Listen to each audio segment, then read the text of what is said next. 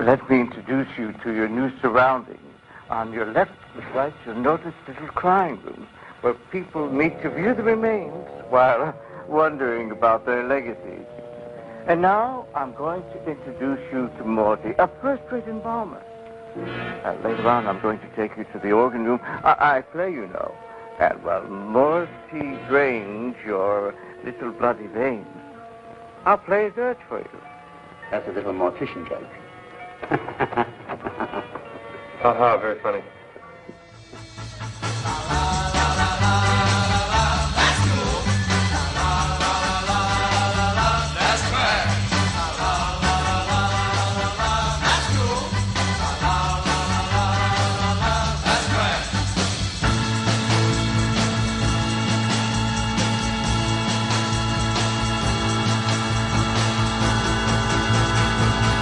That's trash.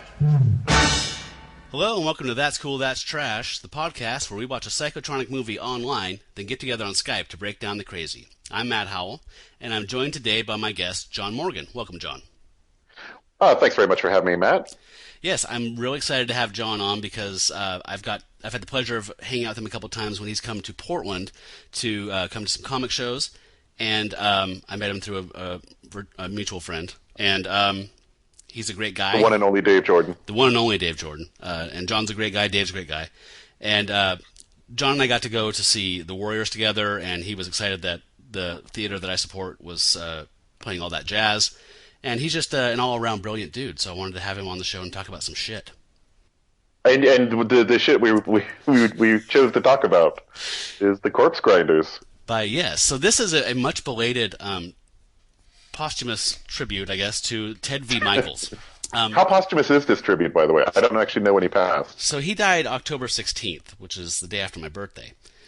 Oh, wow. Yeah. So I've never been the biggest Ted V. Mikels fan, but he's kind of a landmark guy as far as this genre of psychotronic stuff. I mean, he gets mentioned in the same breath as like Ed Wood and Larry Buchanan and Herschel Gordon Lewis, I think. So Okay. I thought he deserved his due. So yeah, I picked the Corpse Grinders. I think he's most famous for the Astro Zombies, which stars Tura Satana, who was a Russ Meyer gal, and she was in several of his films as well. But I think folks out there who don't know Ted Mikels outside of Astro Zombies might know him from Girl in Gold Boots, that Mystery Science Theater lampooned pretty well in their final season. That's definitely worth watching. Oh, yeah. And I remember that. He's also known for the Doll Squad because that was a no-budget Tura Satana movie that Aaron Spelling checked out a little bit before it came out, and then a couple years later, Charlie's Angels came out, and Ted V. Mikels was pretty pissed off. And if you've seen the Doll Squad, you know why Ted Mikels was pissed off and why there was, I think, a lawsuit around how Charlie's Angels got made. Oh, really? Was it a successful lawsuit or just a lawsuit? You know, I don't remember. I didn't see the whole story. I don't know if he actually did it or not, but it's kind of an accepted thing that Aaron Spelling just ripped off this no-budget Z movie, basically. Right. And developed I get the impression, the lawsuit is actually just him shaking his fist at the air and saying, I should sue. Yeah, and I'm not an expert on Mikels, but I think that he actually took him to court. I don't know if there was an outcome, what the outcome was, but anyway, I did check out a bit of a documentary about Mikels, and found out that he lived in Portland for a while when he was a kid, and he was started out as an actor. He moved to Bend, Oregon, and he was going to be in a film with William Powell, and then World War II broke out, and they canceled the production. But he always stayed in acting. He was in some community theater stuff, and he did some films, and he got into film basically because he started doing industrial, like training films and educational documentary shorts and that kind of stuff. And and parlayed that into the Astro Zombies and Corpse Grinders. So so I guess his first film that he shot was actually shot in Oregon in Bend, called Strike Me Deadly, and it actually sounds like it's kind of well put together. Like he shot it over a lot of time, slowly as like a love project kind of thing, and edited it once he moved to LA. So that sounds like one of his more competent ones, in my opinion. But I'll have to watch that. So John, did you know that this film has sequels? Yeah, actually, because I watched it on Amazon Prime, and I noticed that there was like in the queue because I put in Corpse Grinders for the search, and it was like I think it was you could watch Corpse Grinders or Corpse Grinders 3. Oh, I was hate the other option. Because how would you know what's going on? Right. So obviously, I'm glad I got to get started on the journey of Corpse Grinders movies. How many were there actually? Like overall, was there more than 3? No, there was 3. Oh, thank God. But what's in production right now that has his producer name is a complete reboot. Uh-huh. So someone is making the Corpse Grinders for 2017, and his name is on it. So that was in. God. That was in pre-production when he died. Well, I mean, many things are in pre-production, So. Yeah, hopefully, yeah. So let's talk a little bit about you, John. Yes. So let's talk about me. Yeah. So what is like your relationship? Like, first of all, I have to sidebar that this is on Amazon Prime. Yeah, I thought it was hilarious too because I basically, when you gave me the messages what we're going to watch, I was kind of like, well, let's see where I can find this thing that he has spoken of, and I started for it basically and assumed I would have to end up with, illegally downloading it somehow, but it turned out to be a one-step process of watching this movie. So we at That's Cool, That's Trash do not encourage any illegal downloading of intellectual property, but no, of course not, of course. But unless, of course, you have to watch something, in which case you should illegally download it. Right. So Ted v. Mikels was actually, I have to say Ted v. Mikels, because saying Ted Mikels feels weird to me. I don't know why. No, it's all right. Yeah, Ted v. Mikels makes more sense. And his production house was TVM, so it just seems like he was into it. But anyway, he was very on the stick as far as like protecting his interests. So when like YouTube, started like 10 years ago, or whatever it was, 12 years ago. Oh yeah. He was always one of the first like psychotronic director guys who was like pulling down everybody, like sending a cease and desist, pulling down his films. Right. He's very protective of his stuff. It was him and Prince just going at it nonstop. And Metallica, yeah, they had a. And Metallica. I thought when he died, I was like, well, we should watch. Astro Zombies was never available online because that's his main bread and butter thing. I don't think. Yeah, claim to fame. Yeah, Doll Squad is his other one, but I thought we would do either Blood Orgy of the She-Devils or this, and I didn't think they'd be available. I thought I'd have to download them and send them to you guys, and they are popping up. So I don't know if his estate is flagging in their dedication to it or what.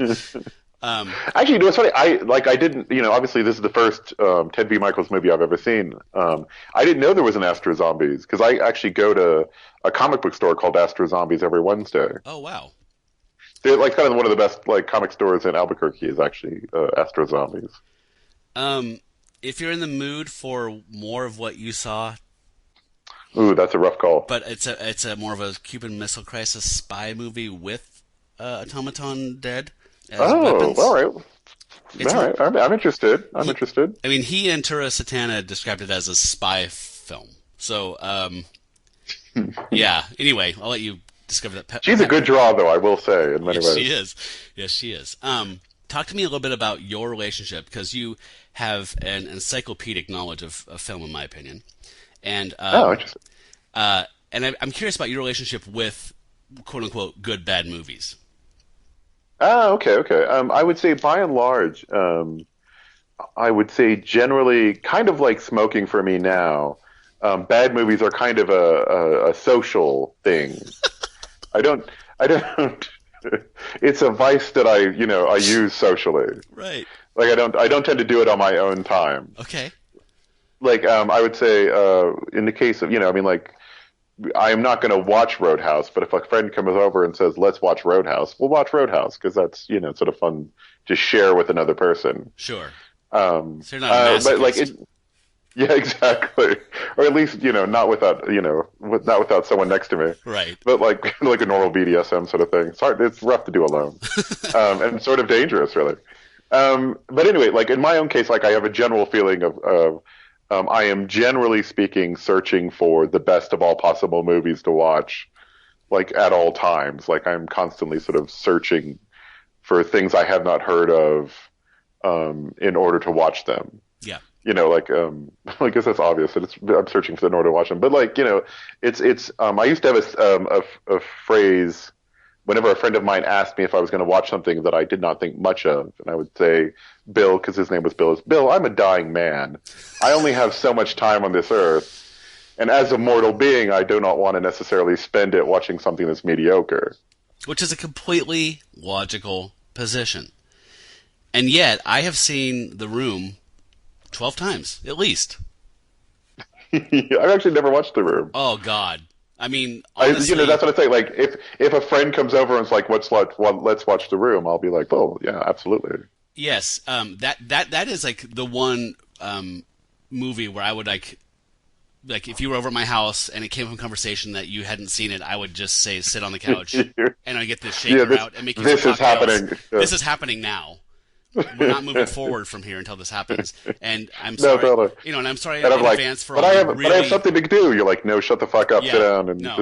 And I would apologize for the sex scenes that you're about to see, but it's all part of the experience. So I totally understand that too. I went to film school. I wanted to be, the next Tarantino or whatever in the mid-90s. I was that kid in that age. But I've always had a thing for Drek. I mean, I find it equally as entertaining. For me, it's either like I want one side of the spectrum or the other. I hate mediocrity more than anything else. So I want Citizen Kane or I want Plan 9. The middle bores the fuck out of me. And I actually, on that, I can definitely agree. Like, movies where I know what's going to happen next, are rat poison in my coffee to me. Like, I have no desire. I have no desire to know what happens next. And, like, actually, it's funny because I went to, a movie recently. It was a Mexican movie. And it was, like, all, like, it's like close-ups of vaginas and cannibalism. And just sort of strange, like just sort of surrealistic, and we left and my girlfriend was like, how was it? And I was like, really, this kind of thing is kind of my bread and butter. I've been rewatching this stuff so early when I was a kid. It always seemed more like home to me because I like that sensation of being sort of ungrounded. Yeah. And so I'm always kind of searching out that particular high pretty often. Chasing that dragon. Yeah, exactly. That's a particular dragon I chase, is that sense of not knowing what happens next. What is that film, by the way? I was trying to remember what it was called. Like something like We Are the Flesh or something like that. Is it recent? Yeah. It's actually, I just watched it like 2 weeks ago. It was in the theater? Like it's current? Yeah. Okay. That's not the one I'm thinking of then. Okay. Interesting. Okay. So what is... Actually, we should just move on. Oh, yeah, it's We Are the Flesh. We Are the Flesh. Okay. Yeah. I'm going to have to look that up. I'm going to make a note real quick.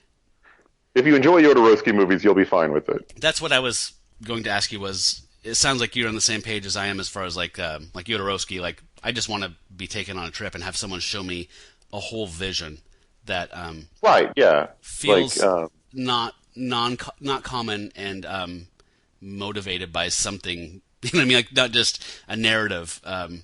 Because I remember... I was going to say, it's more like Fondo Elise, like in terms of Jodorowsky. Mm-hmm. Like it's that degree of like, no sense whatsoever. Just kind of like surreal moments after surreal moments. Because it's like you like to be unmoored sometimes, right? It's exciting, like you're saying, to not know what's going to happen next. Like, right? I don't know. Like when I think of Pap, for me, it's like, did you see that movie Crash? Not the Cronenberg one, but the one after that. Right. That was all like the race movie that won all the Oscars. And yeah. That movie was unwatchable shit, and so was Mystic River. Two overrated, shitty, fucking straining to be important movies that just made me put my teeth on edge the entire time. Renee and I were hissing at this TV screen, just laughing. I mean, that's the type of thing I think is mediocre. Is this stuff where it's just these labored, efforts like that to be important. And it's always worse whenever they're trying to be concerning in a quote-unquote important subject. Mm-hmm. And doing it sort of ponderously. Yeah, I mean, it's like back in the old days, like in the 80s, you do that on a sitcom, right? Like when you want to do the sexual molestation episode of Different Strokes, whatever, like, this week on a very special Different Strokes. Like, it's so, like, you just roll your eyes and you're a kid like, oh, God, what is this, about shoplifting or marijuana? God! Oh, man. I used to say, like, I remember, like, what was it? When it comes to the very special episodes, I realized that in my head, I built the perfect script for one. because my problem with like people whenever it comes to very special episodes is it's always a reveal, but it should always be much bigger than that. Right. Like it should always be like, because in terms of like whenever you find out your friend is an alcoholic, it's always been there the whole time. Right. And so I always think like there should have been an episode of like, I don't know, Seventh Heaven or something like that, right? Where at some point, middle of the episode, which is entirely about who knows what, just the basement explodes because there was a meth lab in there the whole time. Because that's how that feels at the time. Yeah. So, it's like, oh my God, we've been living in a meth lab this whole time? Like, yep, that's how it works. I always just liked how much they tried to. They were so out of their depth as far as like a medium to do something important. It's like different. What's the one with Michael Gross and Michael J. Fox and Meredith Baxter Burnham? Oh, Family Ties. The one when Tom Hanks right? played her brother. So Alex's uncle, I think it was Tom Hanks, and he's an alcoholic, and they find him drinking like the vanilla extract. And I was like 9. I was like, that's bullshit. I'm sorry. No, that is bullshit. Because also, that's not how that works. Like, it's like he was doing it the whole time, and at some point someone says, is that okay? And then they're like, oh shit, I don't think that's okay. I mean, I've seen intervention. I've seen people drink Listerine. I know that does happen, but it just... Oh no, and it turns to pea green. Like, I've actually, like, if you wander by in an ER, yeah, and someone's been drinking Listerine and they have a Foley in them, like the Foley bag is green. That's so good. Oh my God. Okay. It's so gross. Okay, I'm gonna get us back on track because I could talk literally for hours about everything. Anyway, anyway, so going back to as far as like good versus bad, yeah, what we were talking about, like generally I would say I side with the good. Yes, but like I will dabble in the bad. So you're chaotic good. I'm always chaotic. I'm an agent of chaos for sure. Okay. So as my my venerated guest, will you do me the honor of? We generally we encourage everyone who listens to the show to go out and watch the movie themselves, and hopefully they've seen it first. But some people don't have the time. I know I talk to people who say I just listen to the show. I don't watch these movies. So I always throw in the encyclopedia, like the Wikipedia, like elevator synopsis. Just so people can stay along. If you can do it in just a few sentences, just describe what this movie is. So this is a spoiler-free, just like this is basically what this movie is, and then we can talk about it and play some clips and just have fun. Okay, sounds good. All right, so you want me to give sort of a rough summation, a quick summation? Yeah. This movie is about a pet food company's conspiracy to produce extremely delicious cat food that drives cats into being man-eaters. That was very succinct.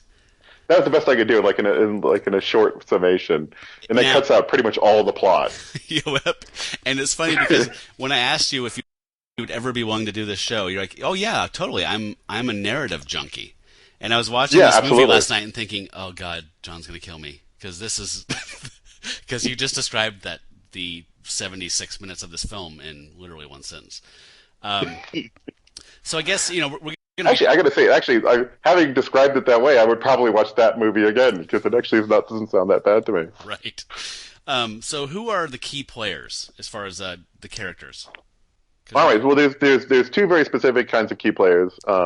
There are the people who are running the cat food company. And they are lovely people. They are all. There's obviously there's like in terms of top down, there's management, and then there are sort of the lower aspects of sort of the collection agencies, sort of the sort of various contracted agents who bring in the supplies for the cat food company. And then and of course there's like the mid-level sort of workers. Who are all elderly people and crippled. Yeah. Which I thought was an interesting thing. And then and outside that. Oh, yes, go ahead. No, go ahead. No, you're doing a great job. I was jumping the gun a little bit. Yeah, go ahead. All right, and so outside of that, outside of the sort of the cat food company and its sort of various sort of contracted workers, we have a nurse and a doctor who are engaged in a great deal of sort of activities that most HR departments really wouldn't approve of. And you also have a fair amount of innocent bystanders who are also sort of affected. And that's pretty much it.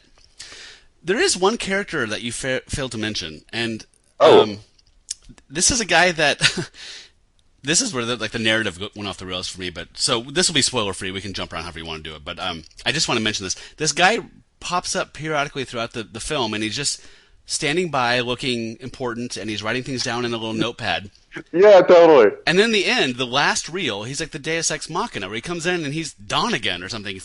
I don't know. He was a private detective looking for a missing person who was a victim of this whole scheme, and he comes in and he saves the day. So the hero. Yeah, he does actually. Yeah. The hero wasn't even the hero. Pretty much. I mean, like, I don't actually. It's interesting.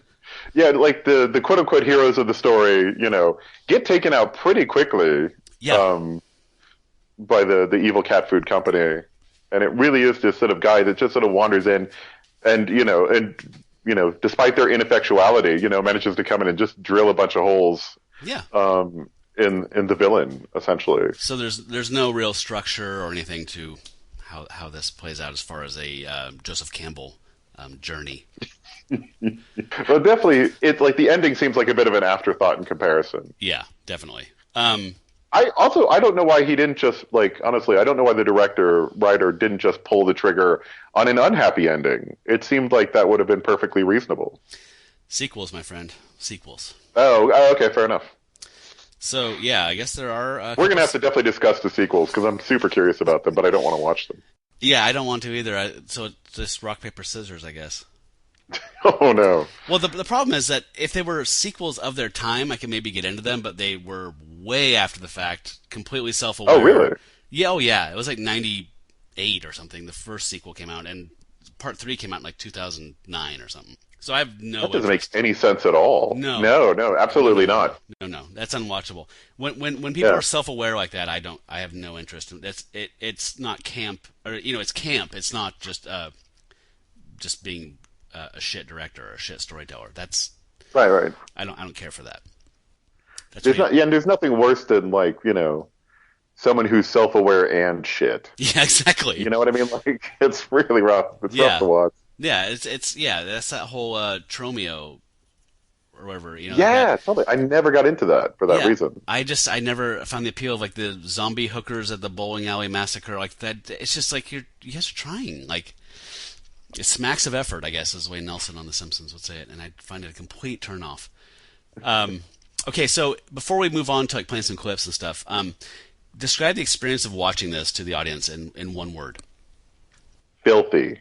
That's a great fucking word. I might sue you for stealing my idea. Mine's going to be arbitrary, and it's hard to fully encapsulate that. But I felt like I was trying to describe this to my wife, because she saw some of it, and when I was rewatching it today, because as a host, I feel obligated to watch it more than once. So she was just kind of looking at it. She's like, she does that with everything, but this one was particularly cute. This felt to me like, I was telling her, it's like this movie just kind of happened, like the way like mold grows in your toilet bowl. Yeah. I feel like it just kind of accrued and just kind of built up like static electricity and became images and sound on a movie. It feels very arbitrary. Yeah, totally. And I feel like there were a lot of I feel like there were kind of like like sort of condensation or like sort of like like sort of how like clouds and rain happen. There was a lot of sort of filthy actors who happened to live in a certain city, and a lot of sets that happened to be laying around and just to create a movie. Yes, and do you know how much he spent on the corpse grinding prop? The corpse grinder itself. The titular. Oh yeah, no, I can do this. Do I have to do it in 70s money? It was not adjusted. I don't know. I think do it in $70s. Non-adjusted. Do it in $70. In $70, I'm gonna say $50. I'm gonna say $50. You're very kind. He did it for $37. Oh, I should have gone $1 under. Yeah, totally. Okay, so there's this is kind of a weird movie to do clips for, because it is like the clips are usually kind of driven by, a funny soundbite, and these Right. there's not a lot of funny sound bites. The whole thing is just kind of a train wreck. And a lot of cliches. Like, actually, I was thinking about the dialogue, that there's a lot of the dialogue that it was kind of like, like the complaint, like, nobody talks that way. Yeah. Like, nobody says those words ever, but they show up in movies all the time. I feel like all of them were collected to the corpse grinders. Thank you. My 9-year-old commented on that today. I forgot what it was, but it was one of the climactic scenes towards the end where there's a confrontation and somebody's going to get turned into cat food. And the main villain, the main cat food guy, says something to another character that's a cliche thing that people say in movies all the time when they're confronted by an enemy where they have the upper hand. And she's like, nobody says that. Nobody, and that's the whole movie, though. Like, nobody says any of that. So, do you have any insight into why the company was called Lotus? Let's see. Well, what's it? The Lotus Eaters were made people forget things, and maybe they were hoping that after I watched this movie, I would forget it. You're going with a Homer reference. Yeah, okay. Totally. No, I'm not sure. What's the Lotus? Oh, I actually don't know. I was actually wondering, like, just now, like, I was wondering, like, is it like because the lotus blooms again and again, and so that people are always born and dying, so that there's this constant supply of folks? If you haven't figured it out yet, they're grave robbing and grinding up bodies to make cat food. Sorry. So, right. Yeah, I hope that was implied. And apparently, once your house cat gets a taste for human flesh, it's so good. It's so choice. John? It's not going back to the normal Purina, and we'll eat you on your couch if the opportunity arises. And I'm so glad that you said those words, because you just segged into a clip for me. So I was trying to find a way to play something. So here is the doctor, who is the incredibly handsome Dr. Howard Glass, who, did you know, in one of the appearances of Christopher Pike in the original Star Trek series, he played one of those Christopher Pikes, I guess. I'm not a Star Trek fan. Oh, wow, I didn't know that. But I looked him up, and he did. So here is him researching. So the doctor and his nurse/girlfriend person are seeing these mutilated people coming in, attacked by cats, and they're starting to put this together, this mystery. And that's really what I think this is supposed to be, is a mystery. But yeah, I think it is, yeah. So here's that encyclopedia read from the doctor explaining what's happening. Well, listen to this. The cat in all its forms, including the domesticated house pet, is very close to the savage state. The old saying that one doesn't own a cat, it owns you, is very true. They tolerate human beings only so long as it is to their advantage to do so. The tiger is called a man-eating animal, but it only becomes one after it has had its first taste of human flesh, usually as a result of being too old to have the necessary speed to run down the swifter animals on which it ordinarily feeds.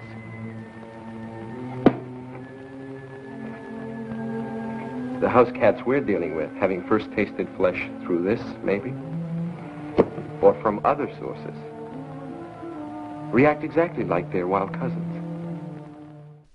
You did it. You set up a clip.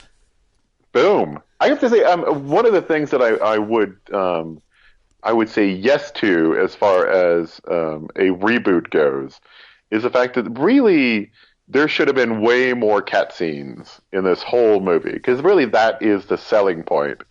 As far as like the effect of what these guys are doing, is the fact that these cats are like, just running around and taking down these human beings and biting out their jugulars. I felt there should have been some more action scenes of just like, adorable Persians like just jumping on old ladies and fucking savaging them. Yeah, it feels like it should be more a little more 28 Days Later. Yeah, totally. Like, where are the running cats and people running from the cats? And that was another thing that I just could not wrap my head around, was this concept of like a small. Well, actually, now in the days of Portlandia, it makes perfect sense. But back then, like this, like I'm just buying this cat food I've never heard of, never seen an advertisement for, and it's only available in the L.A. area. Sure, why not? I mean, like, it just seemed completely random, and I just kept wondering the entire time, where the hell is the FDA or the whoever is involved? Which they actually do get involved. They do. It's it's going to be a good movie if the FDA gets involved. I was gripping my seat arms. Just Just you wait, the FDA's coming. So my question was, did he not know it's the FDA? They were called the Food Adultery Agency. Yeah, I thought that was really interesting. Hilarious. They refer to them as the FDA later, though. Yeah, which doesn't make any sense because it should be the FAA. I'm assuming, at that point, if it's the Food Adultery Association. So one thing I did like about this was that so we first meet the grave robber, his primary grave robber that he uses, that Lotus cat food uses, and but it's on a 0 to 10 scale of filthy, by the way, it's at least a 9. Yeah. And I kept trying to figure out what he looked like the whole time. And viewer, if you haven't seen him, if you know who Wayne Coyne from the Flaming Lips is, if he were a wrestler or pro wrestler, that's what this guy looks like. If he were an 80s pro wrestler, when they were kind of chunkier. Yeah, totally. Because they're pretty cut now. Yeah, that's true, right? Yeah, this guy's just a pile of shit. Big, dumpy, filthy pile of shit. But with a lot of hair. What do you think Ted V. Mikels was going for with, I think Cleo was the name of the grave robber's wife. Describe her. And what is her function? That's actually an amazing question. What is her function? So the grave robber is, let's describe him. He is a guy who sweats all the time. It's Caleb. He has a lot of hair, and he eats beef jerky all the time. Is it, though? That's my question. And so, is there an implication that is not beef? No, it's definitely it's some form of jerky. He just is a jerky guy. It's jerked I think meat. that was. I agree with you. It's jerked meat. I'm saying, is there an implication that his interests in grave robbing go beyond Lotus cat foods? I don't actually. I feel like this is one of those instances where the writer decides that in order to give this person character, he needs to have sort of a something to do with his hands, essentially. Business. Directorial business.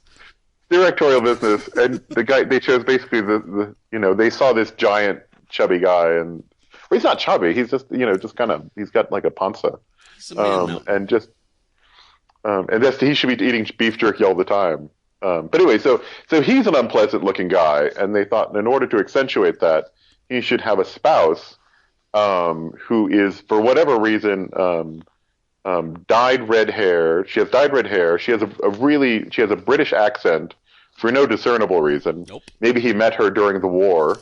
Maybe she's a war bride. And she carries around a doll with her. Yeah. Because and treats it as if it were a baby. Maybe because she is shall we say delayed? That's a really nice euphemism. They always start as euphemisms, and then eventually they become epithets. And basically, she essentially, because she's already sort of unpleasant to look at, basically follows him around and nags him all of the time about the fact that he's eating so much beef jerky. Yeah, so she's a little shrill harpy that nags at him, even though he's just trying to make ends meet for the family. Let's hear, now we talked so much about the jerky, let's hear the first interaction with them in the beginning of the film. Cleo! Okay, what do you want, Caleb? I'm hungry. The supper's on the stove. Ain't you got some jerky? Oh, here, you kill your appetite with this stuff. A man's got to have meat. Well, I do the best I can. I cook you hot meals. Still Landau call. Nope, and I hope he never does. That man ain't nothing but trouble. You got to have money to live, and his money's as good as anybody else's. Oh, well, he ain't even paid you for the first load yet. He will. If you ask me, he's leading you straight to hell. I ain't asking you. Miserable old bastard. Ah, shut your mouth, old girl, and stay out of my business. Hey, miserable Now old gather up the tools and come on. And stay out of my affairs. Yeah. I don't know if grave robbing is like an affair. He makes it sound like a fairly high-end, sort of service that he's providing to the community. My free martini lunch I'm having with my friends. There's this quality to this type of film that is largely due to lighting. To where did you notice this too? Where a lot of the stuff just looks like it's lit with a floodlight. So there's just this totally. Actually, one of the most striking aspects of it was I was thinking about how if you were to take actually still shots of the the corpse grinders, and you were to display them in a gallery, like they would make reasonable cash. Like there is something about the way it is, like, just disgustingly lit, which is really striking as well. It's actually one of the parts I kind of liked about it, was that it was so sort of visually, I don't know, like that's those huge sort of saturated colors because it's shot on this horrible film. Oh, those. Well, there's two. And then right? I mean, there's two extremes with the lighting here. One is where it's like this pre-Argento, or who did Suspiria? Was that Argento? Yeah, that's Argento. Yeah. Like there's anytime it takes place in the corpse grinding part of the factory, there's this painfully elaborate dramatic lighting setup. Yeah, like, seriously. I mean, just like big greens, big reds, big blues. There's washes of greens over the back wall. Everyone in the midground is purple, and everyone in the foreground is red, and it's just like this hyper. And like you're saying, the film is so saturated because it's that film stock from that era. Yeah. Which normally I like, but when it's balanced with this other stuff where it's anything outside of that set, outside of that studio set, it just looks like dog shit. And it's just it looks really bad. So that was like disjointed in a way that was frustrating for me because I was kind of like, okay, I'm going to strap into a really artfully, like painfully aware thing, and then go into a run and gun mode where it just looks like it's a snuff film made by teenagers. And so going back and forth between those two things was kind of complicated for me. But no, totally. And I imagine because you are a director, right? Like you actually do make films. Yeah, but they're not fun. So I mean, I make what would broadly be described as industrial stuff. So right, exactly. Yeah. So yeah. I mean, yes. Yes.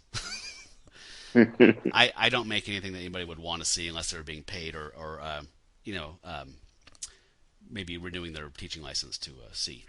No, exactly. Well, I mean, I have to watch those films too at my job, isn't right? So I saw a film that when I was in the hospital when I was starting to take a drug that we were just talking about earlier for a medical. I know exactly what you're going to say because I've made patients watch it. It's the Coumadin channel. It's the Coumadin channel. You had to watch the Coumadin channel. I had to watch the Coumadin channel before I could start taking this drug I needed to take. And I was thinking, how long was your Coumadin film? Just out of curiosity. It was only like 5 to 7 minutes, but it only felt like 45 to 50 minutes. So was the narrator like an African American woman, like in kind of hospital stuff? You know, I was taking a lot of morphine back then, John. I don't remember. Actually, I don't remember. I feel like it was whoever I don't know who it was. It was a little fuzzy. Yeah, like I imagine around the edges it probably was. But like, I'm just curious because I'm curious if there's one Coumadin channel that everybody plays, or if there's like local ones that like because I'm in the Southwest that I'm playing for my patients, whereas maybe you're playing a different one. And I was wondering if since I use warfarin, is that a generic of? So therefore, did they make their own because it had their name, their brand? I think Coumadin is the generic, and the warfarin I think is like the factory name. So it's like Xerox and copy machine. Gotcha. Right, exactly. Okay. All right. Anyway. Back to the business. Whenever it's just awful whenever I meet somebody, like let's say I'm downtown in Portland waiting for the train and somebody makes conversation with me, which is me dying inside and screaming psychically, and they say, "Oh, what do you do?" And maybe I want to buy their mix CD for $5, and then I say, right. "Oh, I'm a video producer," and then they're immediately very interested in talking to me. So I've got it down to how do I get out of this conversation like 7 words, which is I don't make anything sexy. So there's no music videos. It's nothing you would want to watch. Is the best way I can say it. It's honestly I consider that the opposite. Like I don't know. Like I think your job is infinitely sexier to me. In some ways, no, because like it's sort of niche culture that people don't realize exists. You know what I mean? Like it's I do. Like there are these people. Like you're making these like because this industrial sort of film world is very what do you call it? Tribal, and it is very like like not a lot of people enter it or leave it, but it exists and it's constantly producing product all the time that people don't realize. Yes, I make mountains of stuff. Can I go back to the corpse grinders? Oh, of course. Sorry, I didn't want to lose one thing I want to mention that I made some notes when I was watching last night because I was relaxing and I didn't want to forget stuff. And one of my notes was just that each scene is uglier than the previous scene. So each scene that I'm watching, it's like Office Space, is the ugliest scene I've ever seen. Like the setting, the scenery. Yeah. Like it went from some. Like, okay, for instance, The Office. I don't think that's true. I don't think that's wild. I think that's a good quote, but that's not necessarily accurate. Because really, Caleb and his wife, I consider Caleb and his wife the apex of ugliness. Like, every time we're in their house, I'm always like, whoa. You know, like, really, it's pretty repulsive. Okay. Whereas we get to, like, the inside of the factory, and I'm always kind of like, oh, this actually looks kind of nice right now. What about the Otis's head office? Oh, yeah, that one's pretty bad. Also, that office windows makes no sense. No, it makes no sense. Okay, and so... It has, to describe it to the person who's blessed not to having viewed this movie, there's a doorway to the office of the two nefarious owners of the Lotus cat food company. And then they have these 4 arched windows? Yeah. Or it's just like 4 arched kind of open area. Like it doesn't seem like there actually are windows. It just seems like there's a doorway and then there's like this like open space like on either side of it. It looks like somebody could just step through. Personally, like it doesn't seem like a great place for privacy.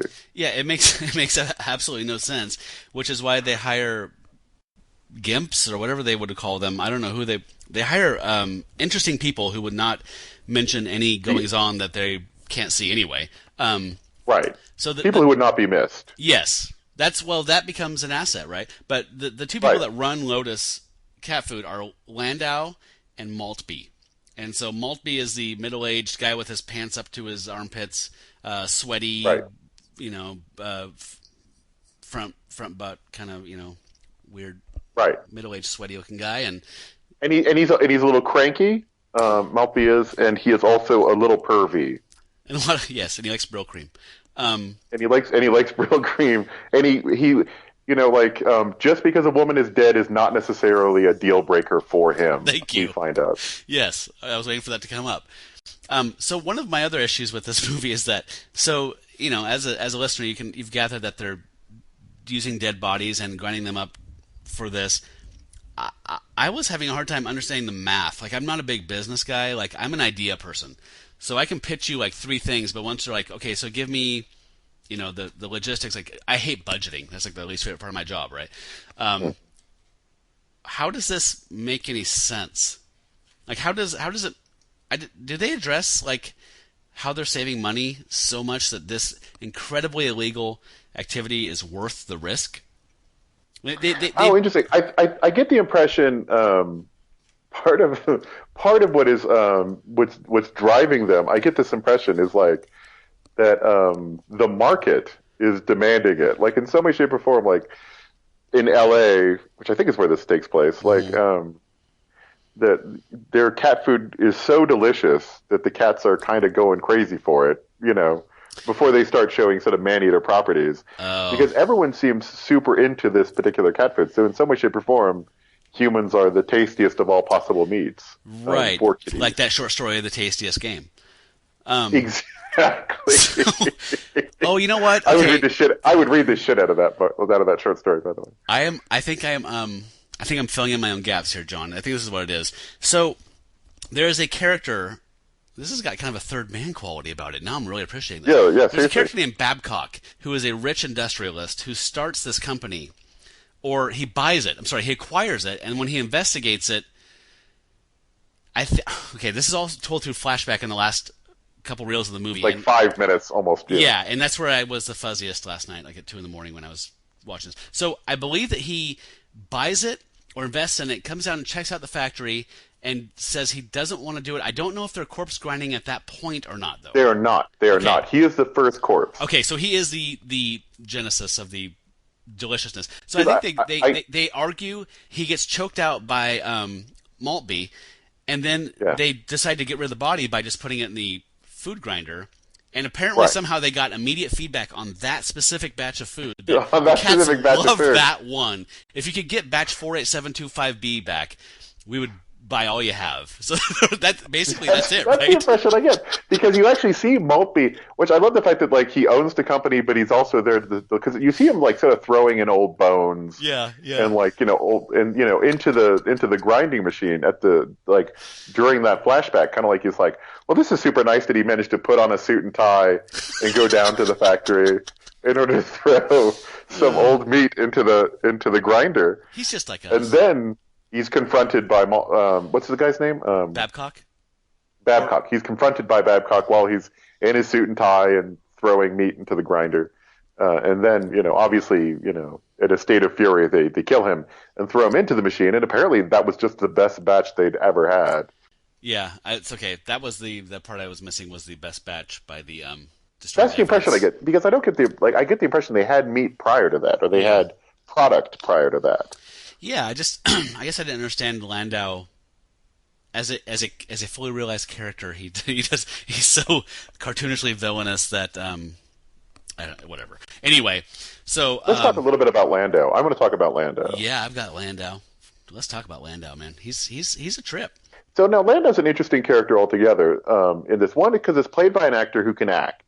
You don't know that until the last scene, but yes, he can actually act. He can actually act, and also he would not have been out of place showing up in like a Rockford Files. Like you wouldn't have seen him. Like you wouldn't have seen him showing up with De Niro, like in Mean Streets or any shit like that. But you would definitely have seen him easily. I could easily imagine him in a soap opera. I could easily imagine him in a Chips episode where Ponch is like, "Hey, what's going on in this pet store anyway?" You know what I mean? Like, and he would be there. Totally. And he's kind of like I would say, if I was to describe him, I would say he's considering this takes place in 1971.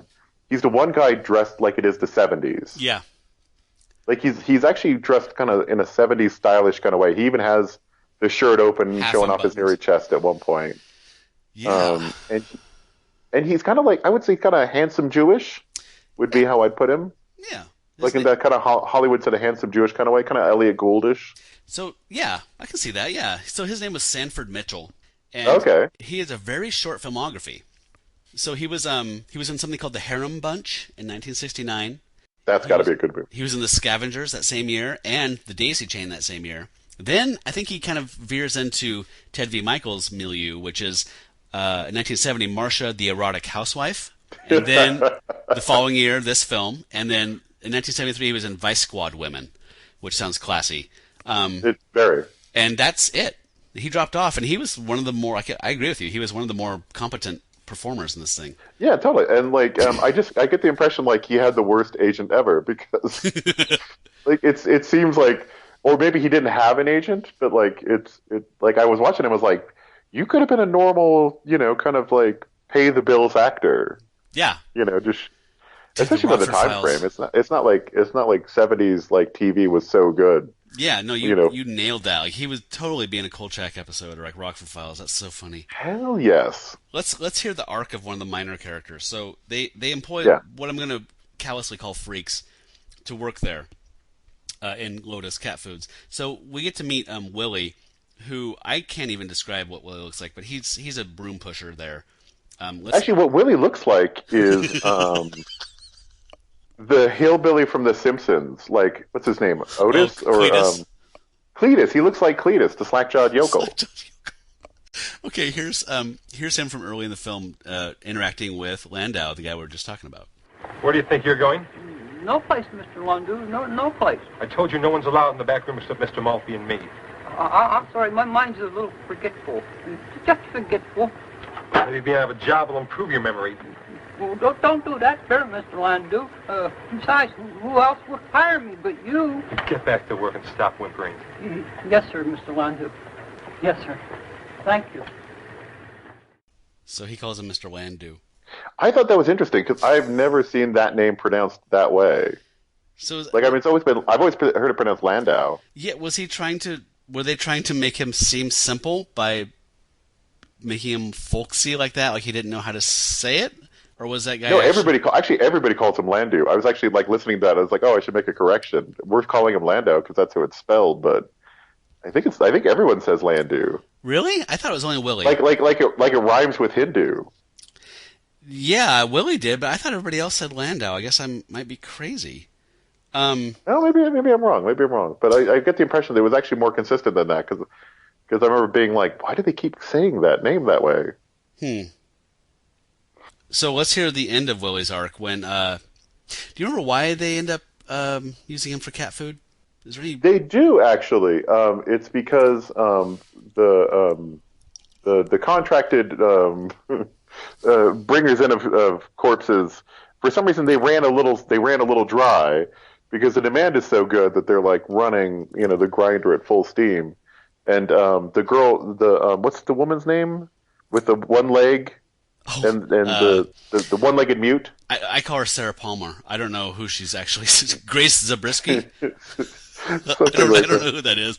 But anyway, she comes in and basically signs to him that like there's no raw materials for the cat food, so they're going to close down the shop for the time being. Okay. And so and then the following clip happens. Okay, so we're going to listen to this, and then we need to talk about sign language and the ASL. Oh, God. Yeah, definitely. Willie! Come here. Yes, sir. You want to see me, Mr. Landau? Got a better idea, Maltby. You can't. Watch me. Have the others left, Willie? Yes, sir. Fine. Yes, Maltby, I think we just might put a new plan to work. You've always wanted to see the back room, Willie. Well, I'm going to show you. Just you and me.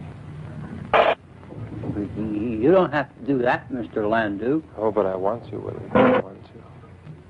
I'm sure you'll find it very interesting. I picked that clip for a particular reason because it was a rare artful moment of for Mikels of doing these what would you call them? Smash cuts, I guess. There's actually quite a few smash cuts in this show. That's a very specific one. Yeah, where like that sound that is actually the sound of the grinder for the clip of the grinder.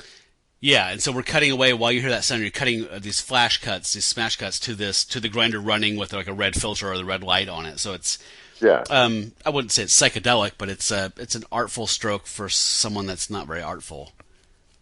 Yeah, exactly. Yeah. I wanted to talk to you a little bit about the first time I tried to watch this thing, which was like quite a while ago, actually. I think like back when Mikels died. It was probably October. I got to the first scene where Landau is interacting with that gal, and his sign language was. Now I'm reflecting on the whole like he could have been on Rockford Files, and now I'm questioning that. It was a little insulting. I mean, like granted I'm in the PC business, but not insulting for the. For McCormick or something like that, they would easily have tried to pull that shit off. Yeah, I guess. Yeah, but maybe I'm in the PC business as far as what my work is. So I'm just kind of like, we have to represent all people and blah blah. So it's just like my notes for his sign language are basically like, it looks like he's kind of like a half drunk bored third base coach, like just using whatever. Like he has like 3 hand gestures he does for ASL, like Sarah. I want, or whatever her name is, like, go to the thing and do the blah blah. He's just doing 3 things over and over again. No, he is actually his hand gestures are just kind of like, it's pretty insulting to just sort of people who sign in general. That he thinks that just by throwing his hands around in front of his like chest, that it actually, and he's giving pretty complex ideas too for a man who's just like flipping his hands around essentially. Totally. But what's interesting though is when the woman signs back, she looks like she's actually doing it. I didn't even because she makes very distinct gestures at times. And I used to be married to a speech therapist, and when she would sign, like there would be moments like you can see definite moments where she'll do sort of gestures where I'm like, that looks like a yes, that looks like a legitimate, you know what I mean, like. Because I don't know American Sign Language, but like definitely there are moments where I'm thinking, I think she's actually doing it, and then the actor playing Landau is not. Yeah, and he's not even trying to. Yeah, I mean, there's minimal effort on his part. But yeah, I agree. I might actually watch part of this again. I do have a question. Oh, but one other point I would just like to say. One thing that genuinely bugged me is the fact that, I mean, she is a one-legged, deaf person, but she is constantly like walking around on a crutch that is too short for her, and as a nurse, it drives me crazy because that shit is adjustable, so that she does not have. Like, honest to God, and it's very easily adjusted too. Yes. Even all she has to do is just go down there, like just turn the little thing, just sort of move it forward a little bit, and it would actually be under her, like, sort of armpit where it belongs. There's no reason for her to be hopping around like that. It was driving me nuts. I agree. And the other thing that drove me nuts about her was when Dr. Glass meets her, and he says, like, I'm looking for Mr. Landau or something, and she signs. He says, oh, she's mute. She doesn't understand us. Like, dude, oh my God, that drove me crazy too. You're a doctor. Here, I have it. You're a doctor. It's not how that works. Hello, we're looking for Mr. Landau. Mr. Landau? Oh, you're right. It's Landau. She's a mute. She doesn't understand. No, you're an idiot. You don't understand. No, in fairness, specialists in the medical world sometimes can be absurd. Okay. Okay. But they would all know that. That's pretty. I think someone who's been to the 10th grade would understand that. Yeah. So one thing that was interesting was that it's not just Caleb supplying this stuff and Landau and Maltby. There's other contractors, and there's also there's morticians, and there's a very lengthy scene. I can play or not play. Far too lengthy. Yeah, it is pretty long. That was also one of the filthier scenes to me. Yeah. That's a filthy one where Landau visits a funeral home, and he's obviously like going out to his contractors and upping the order essentially, or telling them to whatever. And so the impression I got, John, was that he hasn't paid anybody yet, and that is why. That is totally. And he's a successful businessman. Apparently, people are like buying this cat food everywhere. Yeah, he's almost like a president I can think of. It's just like, I don't want to pay anybody for the work they do. I just want to profit from it. Yeah, exactly. But like, I'm not going to name names because this is a nonpartisan show. No, totally. But I mean, like, he's so much. He's in arrears essentially. I mean, like with his various contractors. But I mean, obviously he's doing okay. He's got like, he's like the fact that like everybody we flash to is basically feeding their cat this cat food, which is supposedly a high end cat food at that, because when the homeless woman, or not the homeless, but like sort of the more destitute woman, hillbilly type of gal, gets maimed by her cat, like the I don't know what do you call him, the hobo who lives next to her apparently. I thought it was her special friend. Like, was it her special friend? I thought like common law. You're talking about the guy that looks like he's like from the Appalachians, right? Yeah, exactly. Yeah. He was. Was he living with her? I get the impression that he was just living outside in a shack or something like that. Oh, I thought that was his old lady, like in the classic sense.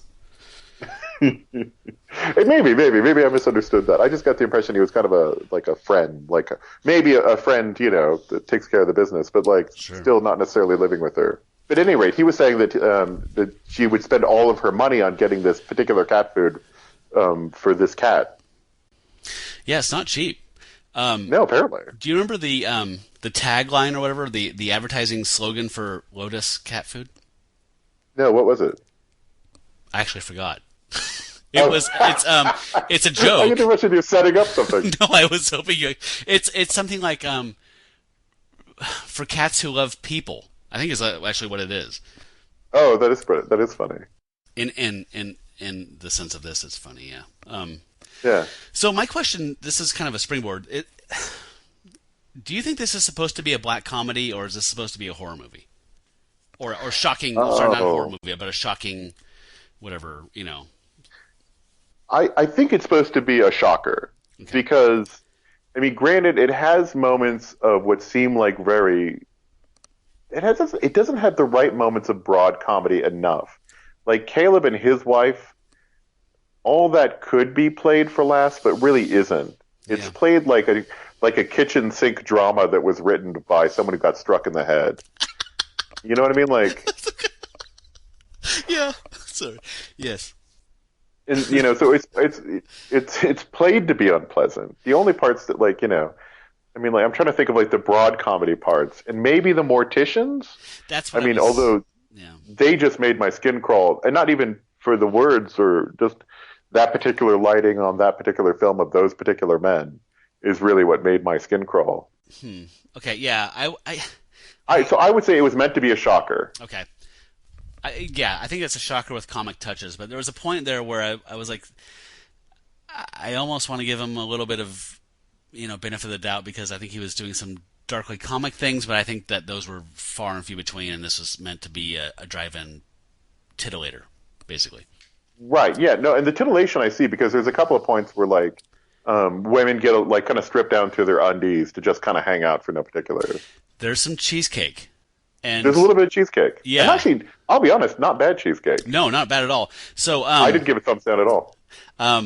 There was one of my notes was like, sadly, the best, like the most like tightly sequenced part of the film was when the FDA, or the Food Adultery Agency, I love that term. Receptionist for the food adulterers goes home for the day. Right.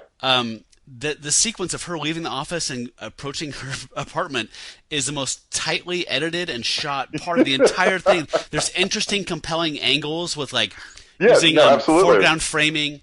I was like, oh my God, this is the best part of the movie. And then it goes into the real best part of the movie, which is where we find out that she is basically the female version of me, because she gets home from work, takes off almost all of her clothes, cracks a beer, and turns the TV on. Yeah, exactly. And I was like, I could marry her. You're like, found out about my soulmate too late. Yeah, I was born too late. That's my problem. But I actually, and that was definitely, exactly. And that was one of those kind of innocent bystanders being taken out by cats moments. And it's funny that I did not realize until you mentioned that at the beginning that I would expect in a world. Cats are eating their owners. You would expect more cats eating their owners. I actually, absolutely. I would definitely have. If I was the guy producing, this particular movie for, Ted B. Mikels, I would have taken him aside and say, "Hey, Ted, where's all the cats killing people? Because that's really the part that you should be pushing here." Yeah. So I learned because we should be seeing that happen really regularly. A lot more. A lot more. There's a few scenes where they just kind of show like swarming cats and just like this, added in sound effect of cats meowing, but that doesn't really work. So in one of my film classes, some teacher posited that you could take the first frame of any film and the last frame of that given film and juxtapose those, and you have the entire arc of the film. Interesting. I've found some examples where that does work. But I don't think it's consistent or universal by any means. But I thought that I always try and note the first and last frame just because I'm curious, even when it's a hack someone who makes cheap thrills to entertain people. I love that. I thought you were going to go worse. You're like, not a hack, just a guy who makes shitty movies. So the last shot of this was Landau face down the floor with his brains blown out or something, and the kittens who have been, ironically trained to want to eat his flesh, swarming over him while there's a sound effects record playing meowing sounds. Right, which was pretty funny because really they just look like they're kind of sniffing him. Yep. They don't look like they're going for it. They just kind of look like they're just kind of like, oh, who's this? It looks like he just kind of opened a can of tuna and took some of the tuna water and dabbed it behind his ears and on his neck and just totally down. Action. Exactly. So I'm not going to play that lengthy mortician scene because it's basically like listening to the Crypt Keeper or something from Tales from the Crypt. It's just no, it's really awful. Really, really bad, punny, cringy stuff. So right. Is there anything that? But you forgot. But there's one really great thing in the morticians scene is that they speak of embalming the corpses with pork juice or something like that. So yes. Okay, I did like that touch. That was my favorite part. So Landau comes and says, I'm going to send over more of that pork-flavored formaldehyde substitute, whatever it was.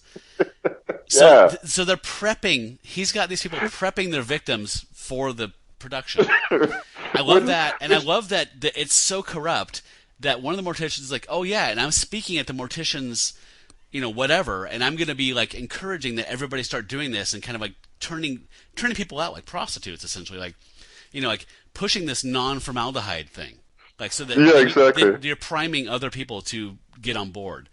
I did like that touch. And also, I like the idea that, like, basically, whenever they have like an open viewing, that someone's always going like, "You smell hot dogs? I swear, I smell hot dogs."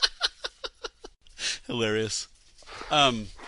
Is there anything else that you would like to mention about this before we move on to kind of the judgments? I would also like to point out that one of the contractors, who I also thought was not used enough, was just like a random, essentially Goomba. That Landau chooses to just wander around and throttle fuckers. Like, that's like several of the scenes are, is just him like wandering behind, the homeless and just, garroting them. Wow. And then throwing them in a big white van. I kind of blocked out his actual, And doesn't he kill like the ultimate Hollywood cliche of a drunk? Like, isn't there a dude under the boardwalk with like absolutely. a fifth in a bag, and like a little kind of crooked hat. So I do have the clip of when Landau reaches out to this guy and starts a relationship, and they're talking about their terms of business. Let's play that. So that's about it, Harry. I'll pay you 20 cents a pound delivered here. I heard you the first time. You're crazy. Crazy, yeah. But the way business is going, very rich. Let me make it clear. It's C-O-D. Understand? Sure, Monk. You let me use your stooge? Maltby? Yeah, Maltby be with you.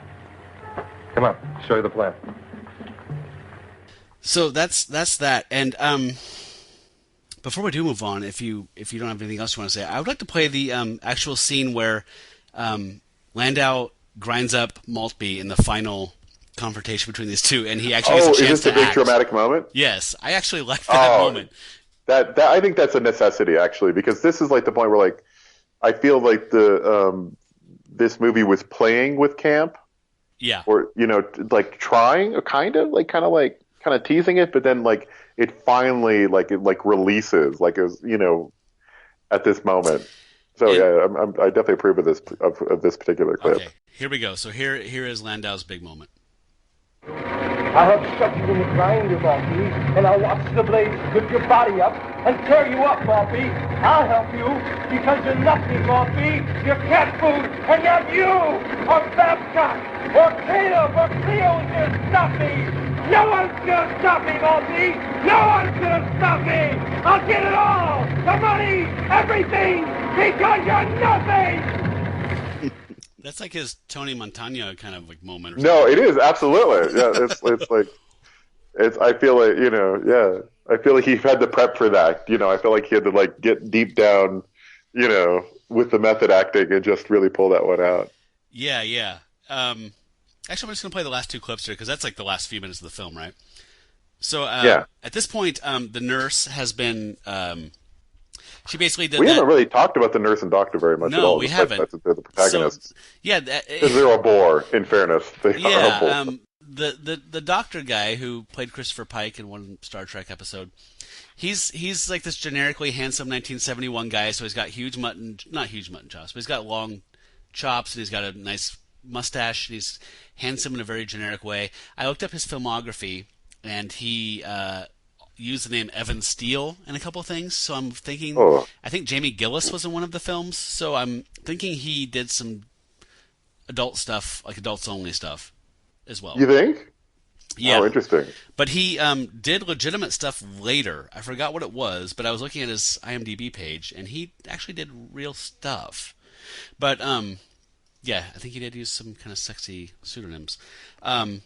So a lot of the film is them, like he and the nurse, trying to track down what's going on and find the source of this epidemic or this whatever this little thing is. Right. And kind of and flirting. You get the impression it's like a newer relationship. They're flirting pretty consistently. Yes. And so the guy that played Dr. Howard Glass was Sean Kenny. Oh, okay. And he was in some interesting films. He was in a movie called The Toy Box. That sounds very weird. A lot of his stuff was released by Something Weird Video. So I think that he kind of circled the drain as far as career-wise. Oddly enough, on IMDb, there's a 2016 credit that says Star Trek Captain Pike. And he plays Commodore DePaul in that. What? So I don't know what that even means. He worked again in 2016 in something called Unbelievable with 5 exclamation points. Oh, wow. Before that, almost everything he did was in the 70s. Okay. So he was a TV dude, right? So I said he played Captain... Okay, he played DePaul... What? Okay, so it says that in the original Star Trek he played DePaul and injured Pike. So in the original series he was twice on there. He was on Get Smart. He was in a Manson knockoff movie called The Cult. He was in The Corpse Grinders. He was in something called Machismo, 40 Graves for 40 Guns. I can only assume that's an awesome spaghetti western. I should hope so. Who's the director on that, just out of curiosity? Of Machismo? 40 Graves, 40 Guns. Yeah. Machismo, 40 Graves for 40 Guns. You got to get the name right. That is Paul Hunt. Oh, no. It's directed by Paul Hunt, but it's written by Ronald Victor Garcia. So I'm assuming that Paul Hunt is probably... that doesn't sound Italian to me. So I'm assuming Paul Hunt's probably not really the name of the... Okay, and then the Toy Box, which sounds really weird, and that's where he was Evan Steele, but apparently it's not porn. How's Your Love Life? The Bloody Slaying of Sarah Rydlander. Huh. Terminal Island Roadside Service, also as Evan Steele, which sounds like a porno. That definitely sounds like a porn. Police Story, the TV series. Yeah. Well, I think everybody was in Police Story. I think you had to in the 70s. It was like everyone was contractually obligated to be in at least one episode. And then he was in Slumber Party 57, and then he disappeared for almost 30 years. Interesting. Okay, sorry. So he took his cache of money and... Yeah. He did have that kind of that just kind of vague, handsome quality where I can almost see him being on General Hospital or something for a few seasons. I totally expected him to have been that and done that whole do you remember that classic SNL sketch where Alec Baldwin was a TV doctor and he's saying anal canal or something and emphasis on the wrong syllable, that whole thing. Yeah. Classic. Okay, so we got to hear the emoting of Landau, right? Which was great. And then what happened was the naughty nurse left a note for her doctor boyfriend and said, I'm pretty sure that this whole Lotus thing is the key to this mystery. I'm going to go check it out. He finds a note. He goes to find her. She's already tied up and semi-molested by Maltby, who's saying, I don't want to hurt you. I just want to hold you and touch you. And then rips open her shirt. Yes. And we did not talk about how why are they having panties and stuff on when they go through the grinder? Wouldn't people? Yes, actually, no. I that was constantly bugging me.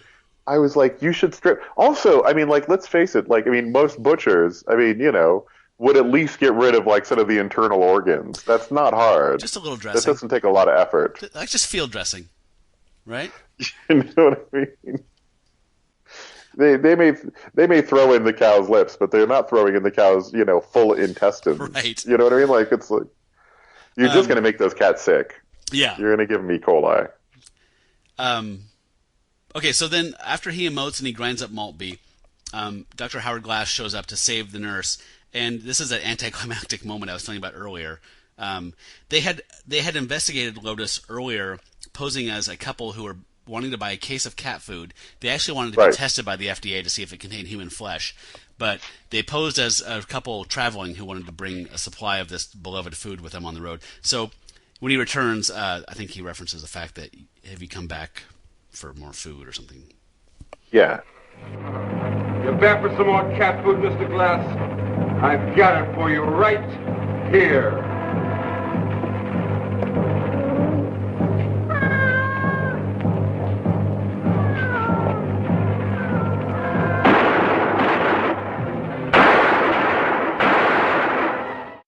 I gotta say that what's interesting about that moment is it's not unlike the moment of The Shining, where like what's it, Scatman Crothers comes like running in the door and just gets an axe and we all move on. Yes, where it's just like we're done with him.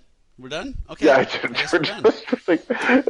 He just shows up and like doesn't really get. He gets like 2 steps down the stairs before he gets drilled. He literally does not make it down the stairs into the basement before he's shot like twice in the gut.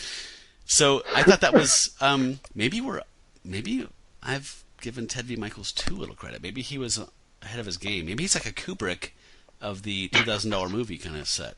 He may very well be. But yeah, I thought it was interesting, like for this buildup of kind of like, oh my God, I've got to go save, I forget what the nurse's name is. I've got to go save my lovely nurse, and he just like that's it. Like he non-effectual as a hero. He actually wasn't even that good as far as an investigator went. It's really mostly run by the nurse. He did nothing. Yeah, Nurse Angie, kind of did everything. Really, I mean, she was the one that put all the pieces together, and yeah. So remember the character I mentioned who was just kind of around the edges of this narrative the entire time, writing things down and following people? Well, here's how he plays in the last 2 minutes of the movie. I'm Paul Donegan, special investigator. I'm looking for Carlton Babcock. I think he was part of the introductory sale of Lotus cat food.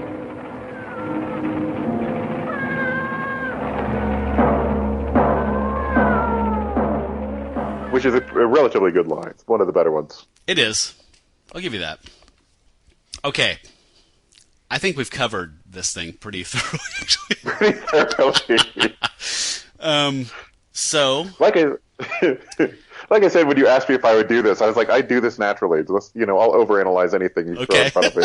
So, what worked for you? Like, what was enjoyable in this? All right. So, enjoyable aspects. Overall, actually, I have to say, I actually didn't think the actual idea behind this was a bad one. Like it's not like a bad premise. You know what I mean? Like, in terms of structure, I could easily have imagined myself being like, there are parts that I almost seem serviceable to me in this. I don't consider it like an entire wash of a story. Mm-hmm. Like the contractors are interesting. The problems with the contractors are interesting. The enthusiasm of the cats is interesting. Really? Yeah, totally. I like the fact that the cats love human flesh so much for some reason it tickles me. And the fact that they're basically going around and once they've gotten a taste for it, killing their owners because like my cat, they can't wait for its next meal, frankly. Right. And certainly that's fine. But some of the sort of saturated points, like in terms of the camera work or lack of camera work, whatever you call it, when they shoot things, Mm-hmm. It was kind of visually striking to me. Like I really did kind of I was sort of fascinated by that. What were its failings? Briefly. The rest of the movie. Very good. Okay.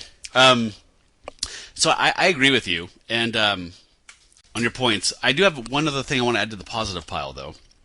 I don't normally bring clips in this late, but there is something. I know you love music too because we're Spotify buddies. So I see, on social media in general, you talk about music, but I like good '70s B movie music. So yeah. I thought I know you're gonna laugh at me for saying this, but I love Lalo Schifrin's music in general. I love his early '70s stuff. His soundtrack to Dirty Harry is one of my all-time favorite soundtracks. Oh no, I think that's really reasonable. So most of this music was library music that's totally forgettable to me. There were a couple of moments where there's almost a Lalo Schifrin, like poor man's Lalo Schifrin kind of moment, and I just want to play one of those little themes that comes up that I actually really enjoyed. And I'm not being sarcastic. Yeah.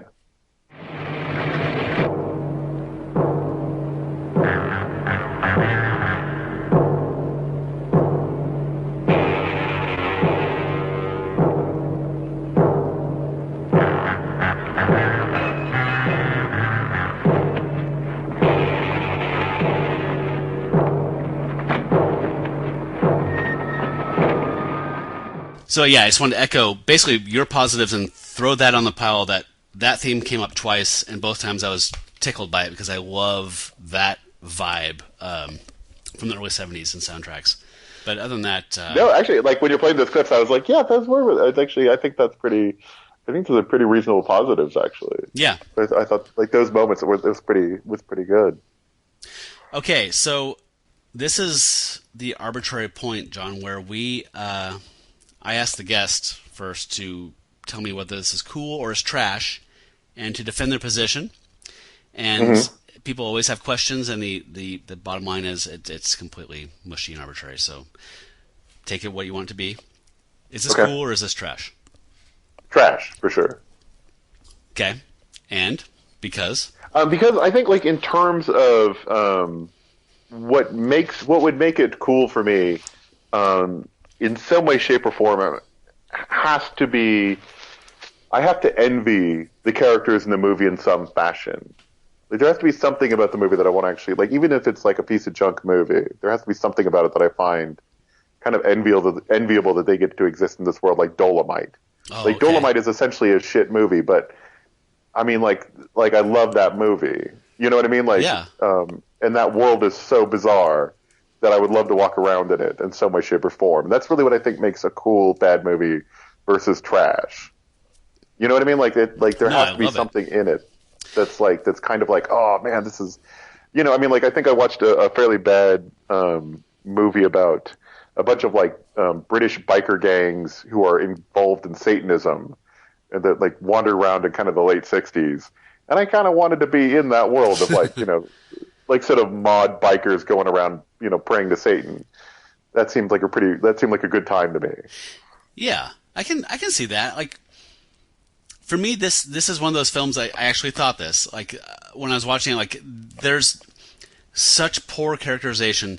I cannot imagine anyone in this film existing outside of the exact scene they're in. So, like, if Landau's on the phone and he hangs up the phone and the camera is cut, I can't picture him existing outside of that scene. Like, he doesn't have any meat on his character bones. Like, everyone's cartoony to the point of not even being, like, realized.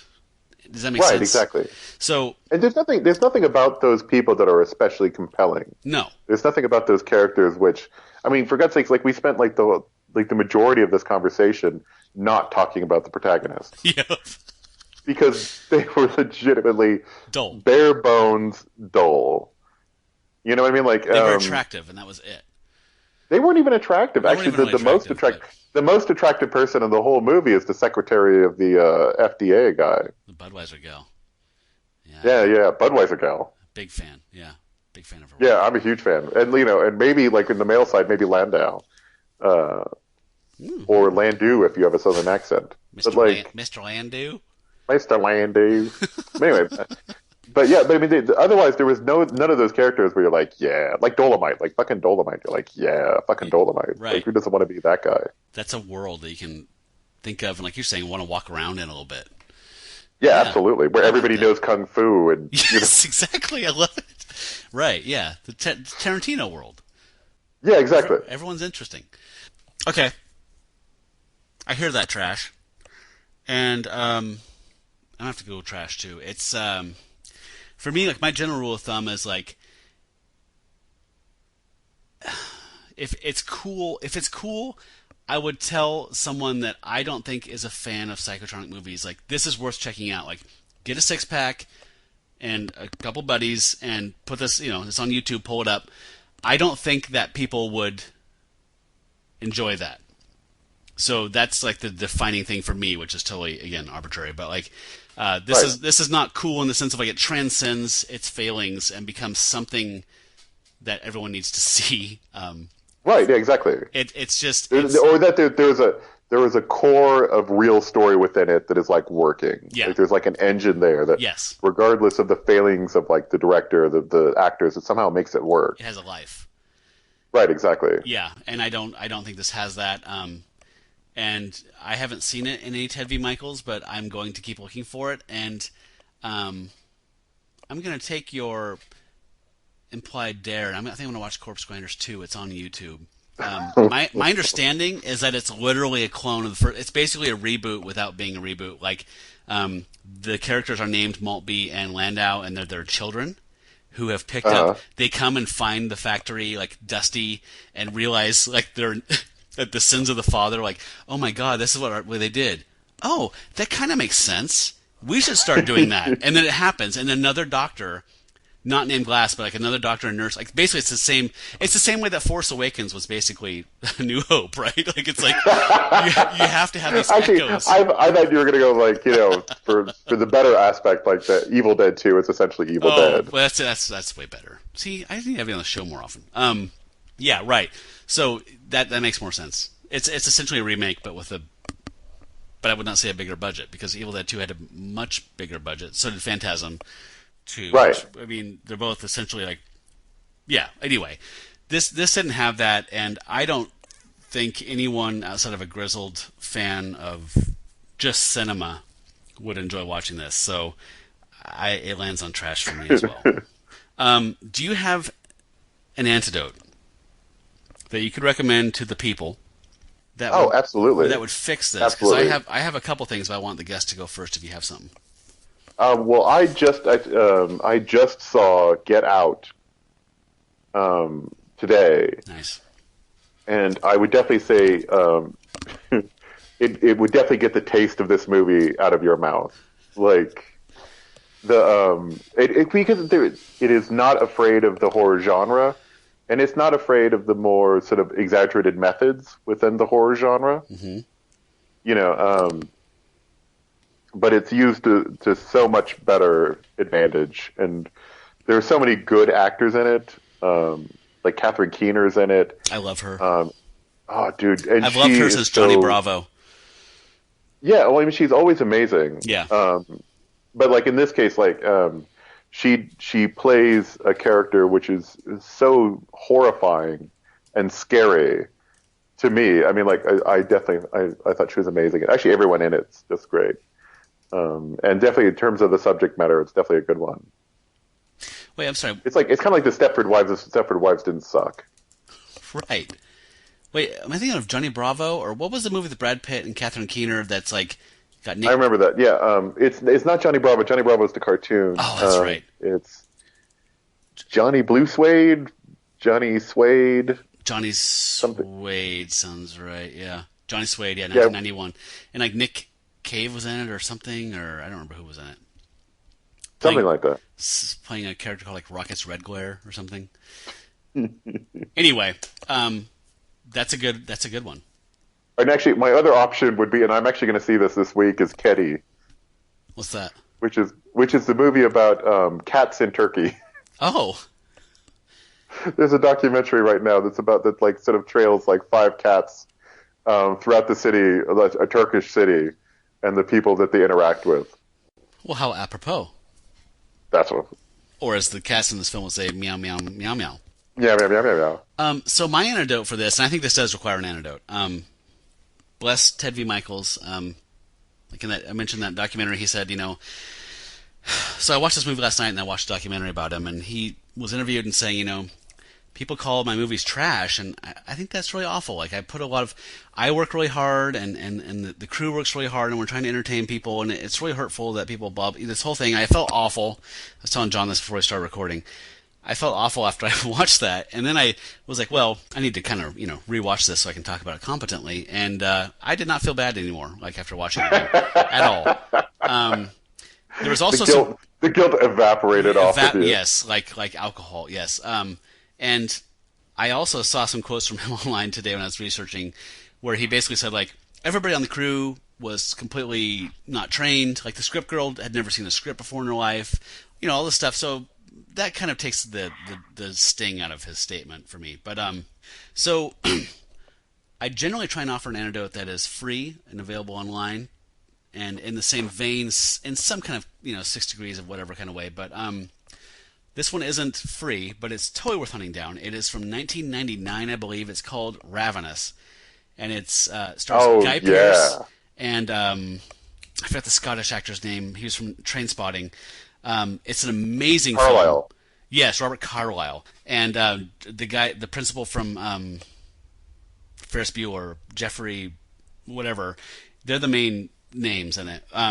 But it is an amazing film. If you want to go into just like humans as food, but taken into and really one of the best one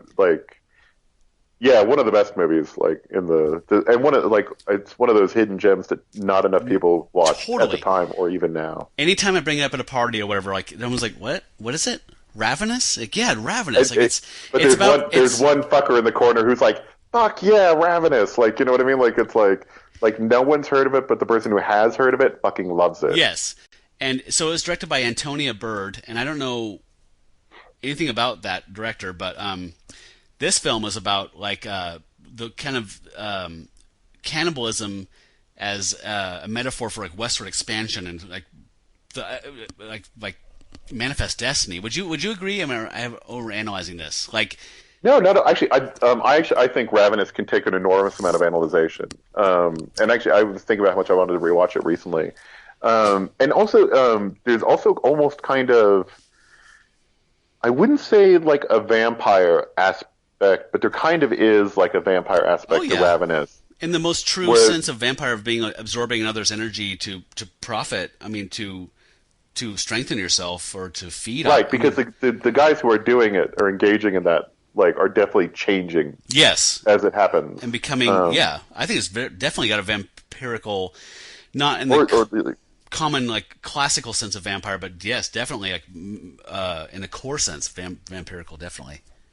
Yeah. Yes, I saw it when it first came out, and I was blown away.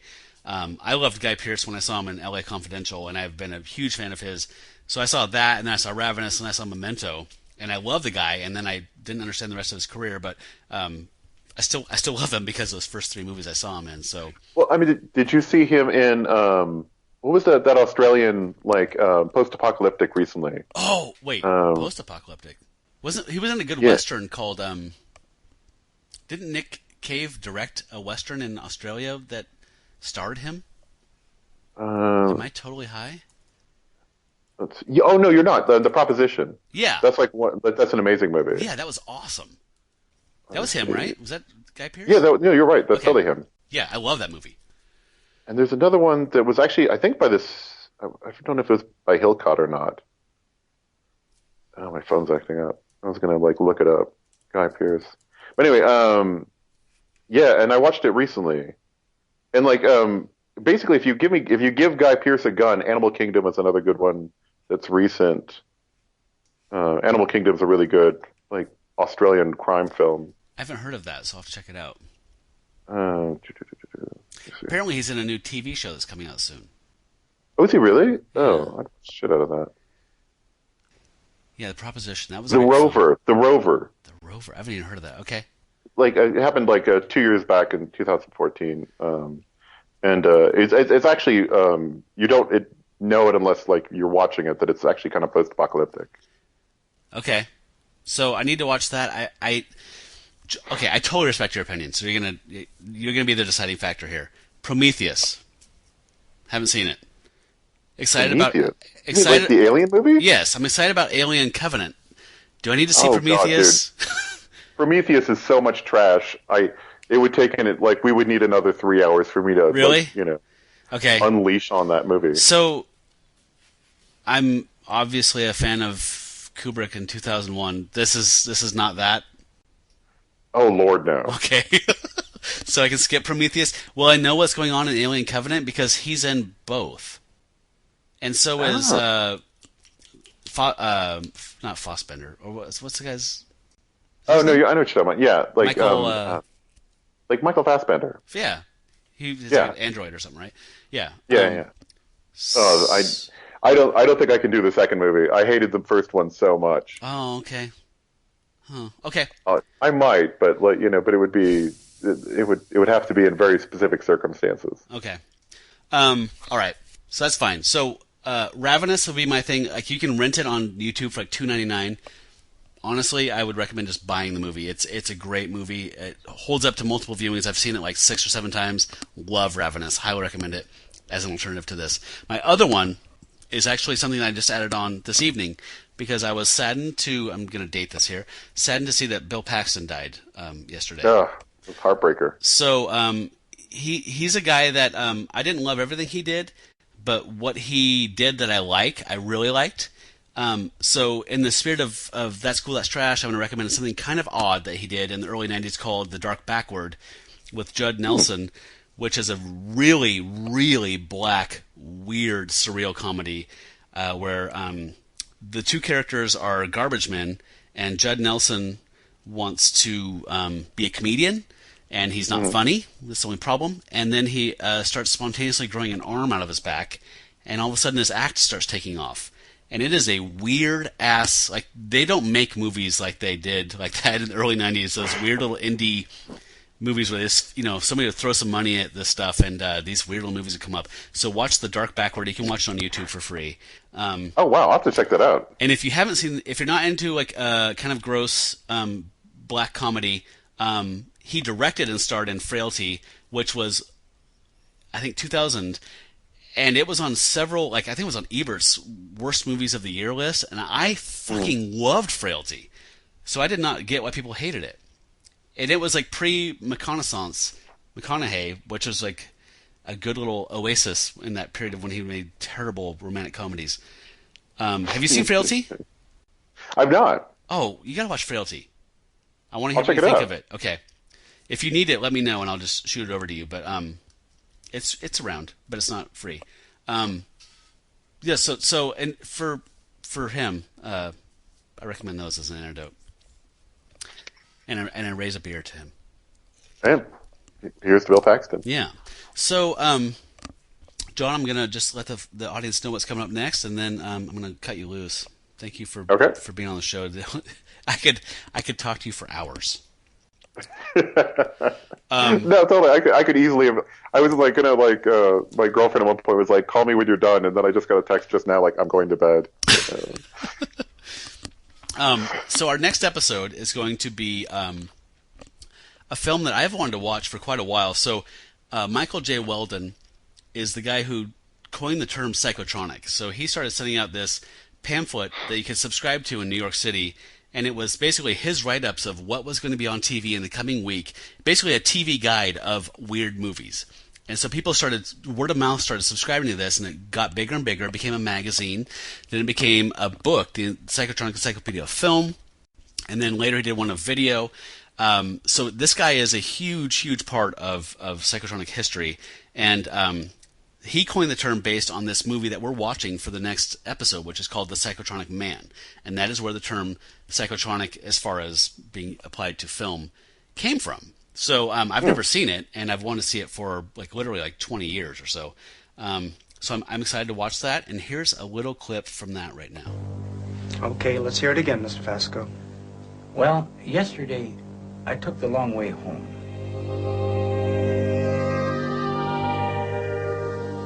And I remembered stopping the car on Old Orchard Road.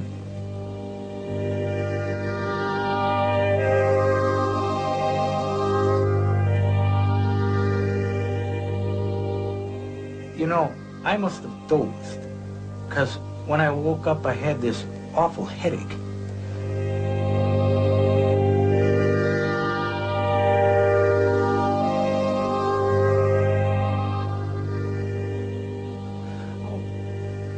God, when I got out of the car. Well, Doc, what I'm trying to say is my car was up in the sky. Rocky, you've got to lay off the booze. Now, look, I'll write out a prescription for those headaches of yours. And be sure and see Sharon about an appointment for those follow-up tests, okay? Whatever you say, Doc. Okay, so join me soon for that, and you can hear about that at www.that'scoolthat'strash.com. There's always updates there. We're also on Twitter at @that's_trash. There's one fact I forgot to mention, John, which is that this film we talked about tonight was written by Arch Hall. Do you know Arch Hall? I don't. So there's Arch Hall Sr. and Arch Hall Jr. So Arch Hall Jr. was what Mystery Science Theater called Cabbage Patch Elvis and EGOT. Have you seen EGOT? Oh, yeah. Okay. I have seen EGOT, yeah. So that's Arch Hall Jr.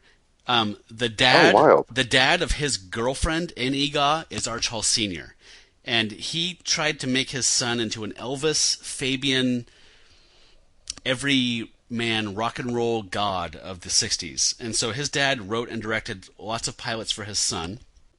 So Arch Hall Sr. wrote The Corpse Grinders.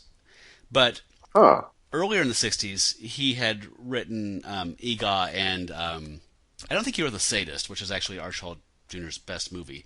I actually think Dad had nothing to do with that, which one was probably why it's good. But he did make one of my favorite bad movies, which is called The Wild Guitar.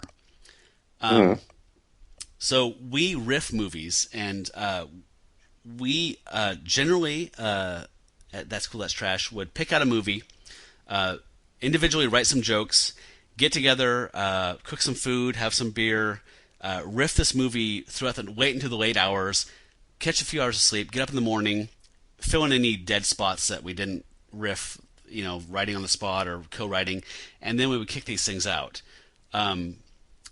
What happened with the last one we did, The Wild Guitar with Arch Hall Jr., written by his dad, was that we did it and it didn't go well, and we had to rewrite some jokes, and so Joe and I, my friend Joe, redid the whole thing, and it became like this kind of like smile sessions. It instead of taking place over like 15 hours, it was literally 2 years of going into my recording studio at work and redoing these jokes over and over again, and just getting really, really weird about it. So we finally just said it is done. A year ago, we just let it go, and we're releasing it now. And so this is my lame seg, is that this was written by the same guy. But we're going to be releasing it to YouTube eventually. But what I want to do is raise some money for the ACLU or the Southern Poverty, like some kind of cause. So we're going to do a thing on the website where if you go there and you send me a screenshot of a confirmation code and that you donated $2 or more to any of the causes that I list out, I will send you a code to download this movie before it's available. And that's one for you to keep and have, because we don't want to make money off of it so much as just raise some money for an important cause and in some dark times. So if you go to that'scoolthat'scrash.com, and there'll be news about how to download that movie. And and that closes the circle. Corpse Grinders, cool. Arch Hall, yeah. So John, thank you so much for being on. I'm so bummed your brother wasn't here. Matt. But I don't think there was any slack. Honestly, I think if you'd added, Jess and I are so bad, I think it just would have lasted till midnight. So it's probably for the best. Yeah, I love talking to you, and I love talking about, I'll talk to you about anything, but movies, comics, whatever, music. It was so great. So thanks a lot for being here. It was awesome. Thanks, man. I had a huge amount of fun. Call me any other time. I'll do it again. Awesome. So for That's Cool, That's Trash, I'm Matt Howell, and you are? My name is John Morgan. And you folks out there, stay trashy.